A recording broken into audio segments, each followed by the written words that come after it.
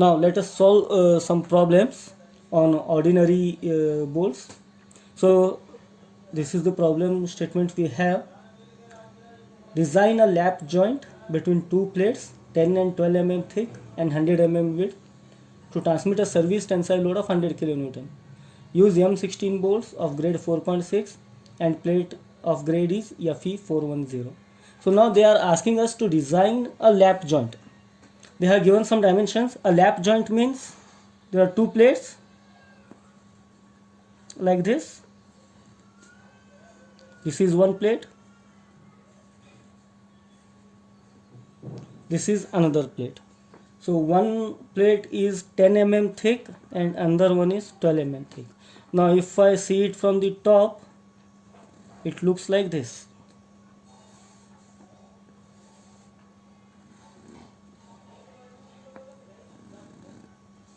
So it is in the bottom, so dotted line, it is like this. The width is given is 100 mm.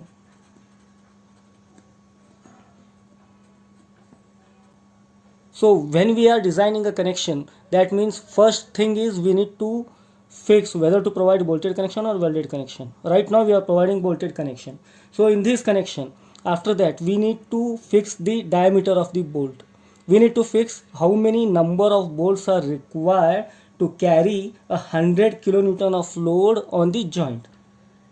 So in the question what they have given us, I will just write it down here. So I will just write it down. Thickness of one plate is 10 mm. Thickness of second plate is 12 mm. Width of the plate is 100 mm. Then load is given 100 kilonewton. It's a service load. So let us factor it. Factored load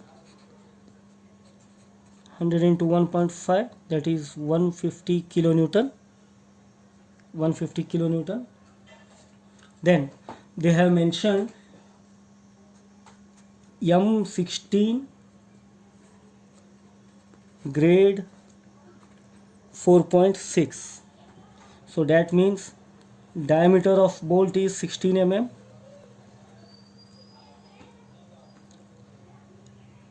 Diameter of bolt hole D0 or DH is 16 plus clearance as per table number 19 for 16 mm it is 2 mm, that is 18 mm.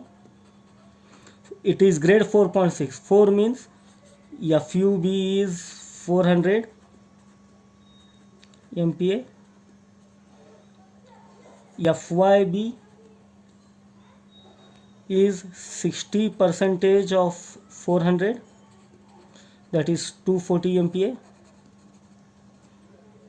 Then FU, that is ultimate strength of the plate, which is given in the question.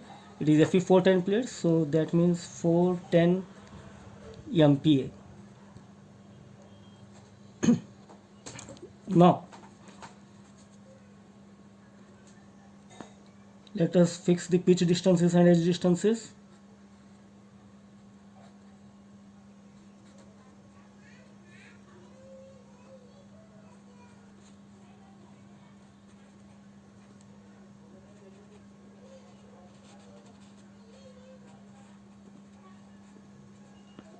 So we have pitch distance and edge distance.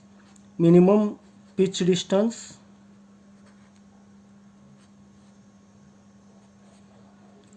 2.5 times the diameter of bolt, that is 2.5 times 16,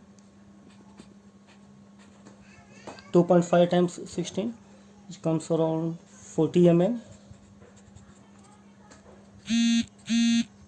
Minimum edge distance 1.5 times the diameter of bolt hole, it is 1.5 into 18, which comes around 27.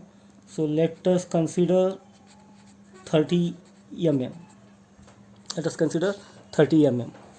Now let us find the bolt value. We are designing it, that means we are finding out the number of bolts required to carry 150 kilonewton of load. So to find the number of bolts, we first need to find the bolt value. So the third step is to find the bolt value, which is lesser of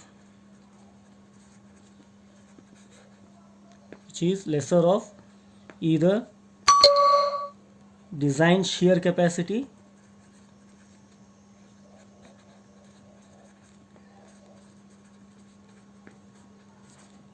or design bearing capacity.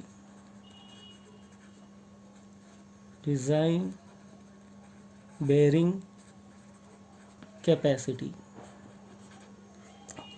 So we need to find the bolt value, which is lesser of design shear capacity or design bearing capacity. Now let us find first the design shear capacity.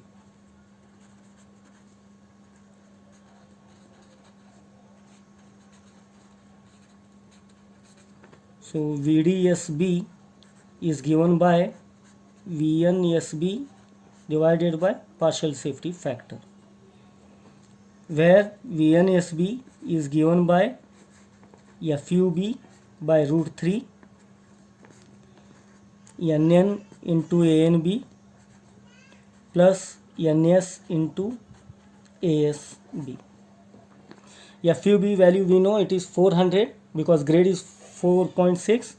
Now NN and NS, so it is a lap joint like this. It is a lap joint like this. So shear plane is only one. NN plus NS is only 1, right? So now if I put a bolt here, they have not mentioned anything in the question whether threads are in shear plane or whether shank is in shear plane. So we will assume that threads starts from here, so NN will be 1 and NS will be 0. So then A and B is 0.78 times of pi d square by 4. D is 16 mm and this NS is 0, that means this whole term will be 0. This whole term will be 0. So substituting all these values, we will get the value of VNSB. So therefore VNSB is 36.21 kilonewton. You guys cross check the values. I am writing directly here. So therefore VDSB is 36.21 divided by 1.25. Partial safety factor as per table number 5 of IS 800, page number 30. Value of gamma MB is 1.25. So VDSB is 28.97 kilonewton. So this is the shear capacity of one bolt. That means a bolt which is of 16 mm diameter and grade 4.6 has the capacity to take 28 kilonewton of load without causing shear failure. If the load reaches greater than this, in that case the bolt will fail by shear. So this is the design shear capacity. Now let us find the bearing capacity. So VDPB is given by VNPB divided by partial safety factor, where VNPB is given by 2.5 times KB DT FU, right? So now KB is lesser of 2, KB is the coefficient which is lesser of